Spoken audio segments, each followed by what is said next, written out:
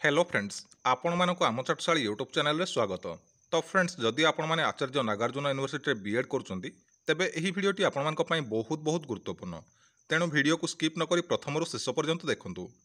तो फ्रेंड्स वर्तमान आपण माने देखि पारुथबे बीएड सेकंड सेमिस्टर रिजल्ट आसी जाइछि। तो एही वीडियो रे आपण मानक मु कहिबी आपण माने केमिति आपण मानकर निजर रिजल्ट को चेक करि परिबे। तो फ्रेंड्स एही पेज को आपण मानक आसीबा को हेले एही वीडियो रो डिस्क्रिप्शन रे गोटे लिंक दिया जाइछि। से लिंक ऊपर क्लिक करंतु।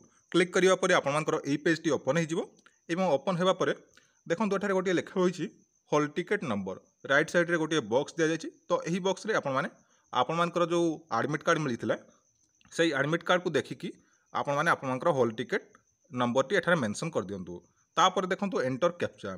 तो एही बॉक्स रे आपण माने एही कैप्चा टी को फिल अप करंतु एवं तापर सबमिट ऊपर क्लिक करंतु एवं सबमिट ऊपर क्लिक करिया परे आपण माने आपण मानकर रिजल्ट को चेक करि परिबे। सबमिट ऊपर क्लिक करिया परे देखंतु फ्रेंड्स आपण मानकर रिजल्ट ओपन हो जिवो। तो एठारे आपण माने देखि पारुथबे आपण मानकर नेम फादर्स नेम ए सब डिटेल्स एठारे आपण मानकर शो करछि। भल भाबरे टिके चेक करनेबे एवं तापर तळक तळक स्क्रॉल करिवे एवं एठारे देखि पारुथबे आपण मानकर मार्क शो करछि। को पेपर रे आपण माने केते मार्क रखिसंती तार डिटेल्स एठारे आपण मानकु शो करछि।